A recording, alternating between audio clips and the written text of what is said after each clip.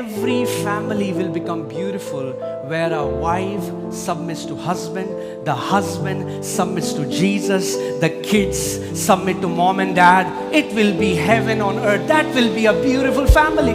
हर एक परिवार खूबसूरत होगा जहां पर पत्नी अपने पति के अधीन समर्पित हो, वो पति प्रभु यीशु के अधीन समर्पित हो और उस घर के बच्चे अपने माता पिता के अधीन। अच्छा, तो क्या पत्नी पति की पांव की जूती है? That is what your twisted mind is saying, what the scripture has not said. ये है जो आपके उस बिगड़े हुए मन ने बोला है, जो वचन ने नहीं बोला है। Jesus submitted to father. क्या वो पिता के पांव की जूती है?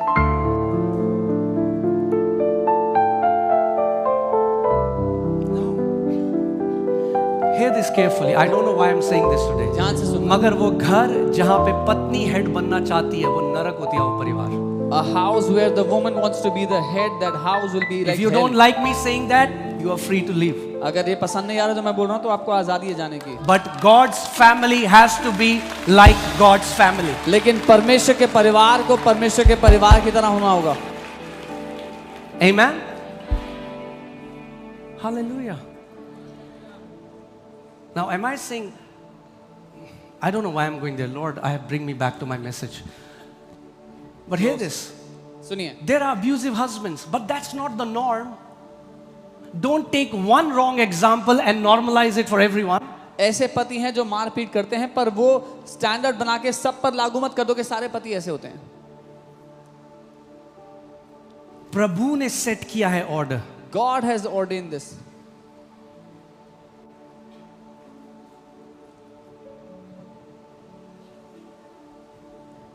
Amen. Submission is beautiful. समर्पण खूबसूरत है। There is protection in submission. समर्पण में सुरक्षा है। एक पत्नी जब अपने पति के साथ जाती है ना, कोई फालतू आंख नहीं उठाता, क्योंकि उन्हें पता है इसके ऊपर इसका पति है। When a woman goes with her husband, nobody will point a finger or look at her because they know her husband is there with her. You don't know. Some of you would know what happens to those women who are single moms. The world, how they want to devour them and tear them apart. क्या होता है उनका जो single moms है, कैसे दुनिया उनको फाड़ खाना चाहती है, Because there is no covering over them. क्योंकि कोई कवरिंग नहीं है उनके ऊपर। Submission is God's idea. अधीनता परमेश्वर का आइडिया है।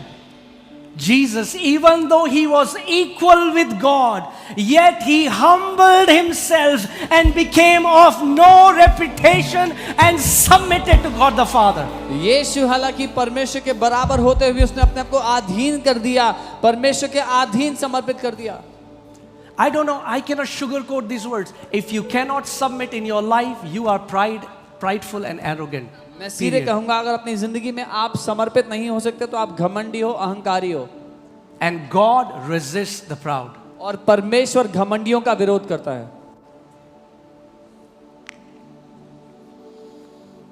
Hallelujah. Simple. Tell me one thing. I want to ask you this question. एक सवाल करता हूं, Is God love and graceful? Why did he kick Satan out of heaven? क्या परमेश्वर प्रेमी है, अनुग्रह से भरा है? तो उसने शैतान को लात मार के क्यों फेंक दिया वहां से बाहर? Isn't he love? क्या वो प्रेम नहीं है?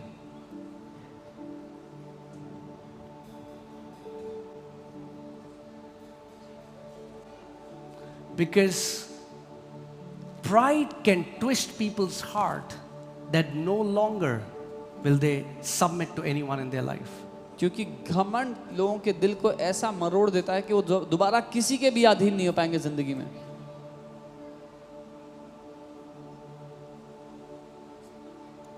Amen. All right. Woo! Glory. I'm telling you, humility is so beautiful. नम्रता बहुत खूबसूरत है। Amen. Just because I'm leading this church, I'm not saying this. God knows my heart. I'm telling you with all my heart, I've seen the lives of people who submit. मैं सिर्फ इसलिए नहीं कह रहा कि मैं इस कलीसिया की अगुवाई करता हूँ, लेकिन मैंने अपने दिल से कह रहा हूँ, मैंने उन लोगों की जिंदगी देखी है जो समर्पित होते हैं, And those who don't, और जो लोग नहीं होते हैं समर्पित, who are rebellious, जो विद्रोही होते हैं. Okay, let's see this. Romans 5:17. For if by one man's offense death reigned through the one, hear this, much more those who receive the abundance of grace. That means abundance of grace automatically doesn't work for you. You will have to receive it. क्योंकि जब एक मनुष्य के अपराध के कारण मृत्यु ने उस एक के द्वारा सब पर राज किया, तो जो लोग अनुग्रह की बहुतायत को ग्रहण करते हैं, आप अनुग्रह की बहुतायत को ग्रहण कर सकते हो. And hear this. और सुनिए, You cannot receive anything which God has not already given you first. आप ऐसा कुछ भी ग्रहण नहीं कर सकते जो परमेश्वर ने आपको पहले से ही नहीं दे दिया है.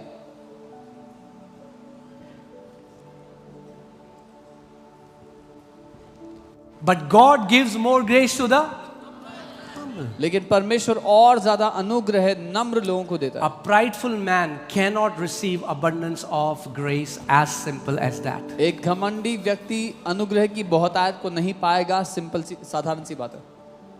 If you have another sign of a prideful person is if you have an opinion about anyone and everything except yourself, you are under the spirit of pride. एक और चिन्ह है घमंडी लोगों का, उनकी हर एक चीज के बारे में, हर एक व्यक्ति के बारे में कुछ ना कुछ राय है अपने को छोड़ के. आप उस घमंड के अधीन हो. आप शादी में जाओ, गो टू अ वेडिंग, दूल्हा मोटा था, दुल्हन पतली थी, पनीर रबड़ जैसी थी, मज़ा नहीं आया. आप किसी कलीसिया में गए, यहाँ ऐसा था, ये वैसा था. आप ऑफिस गए, मेरा मैनेजर ऐसा, मेरा ये ऐसा, मेरा वो ऐसा. अरे कभी खुद ये भी देखो कि मैं कैसा.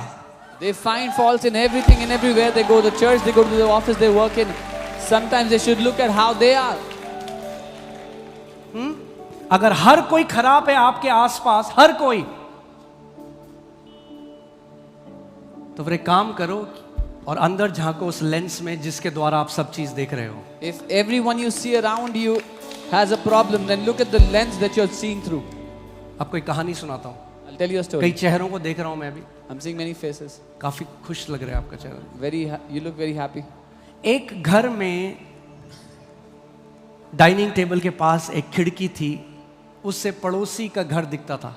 In a house there they had a window next to the dining table from where they could और see वहां the पे neighbor's वो house. कपड़े उनके सूखते हुए दिखते थे. And they would see their और laundry पत्नी drying सुबह there. सुबह जब आती थी, And every morning when the wife came, कहती ये बगल की जो पड़ोसन है इसको कपड़े धोने नहीं आते. she would say, this neighbor, this lady doesn't know how to wash her कितने clothes. गंदे कपड़े सुखाती है. देखो कितने गंदे हो रखे नहीं. All her clothes are so dirty, look at them.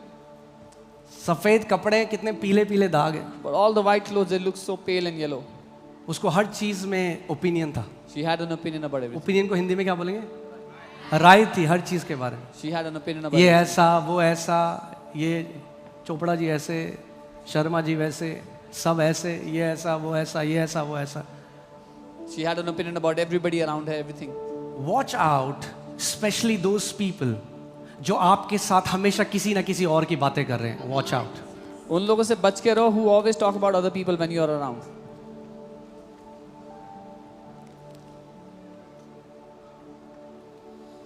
और एक दिन वो सुबह आई और अपने पति को बोला, ओह चलो फाइनली इसको कपड़े धोने आ गए, आज देखो कपड़े कितने वाइट हैं. So one morning she came and she said, इसको now she knows how to wash clothes. Look at the white clothes now. उसके पति ने कहा, आज मैंने अपने शीशे साफ करे हैं. The husband said, today I have cleaned the window panes. I have cleaned the glasses. वो कपड़े तो साफ ही थे हमेशा से, Her मगर clothes जिस शीशे से वो देख रही थी वो गंदा है.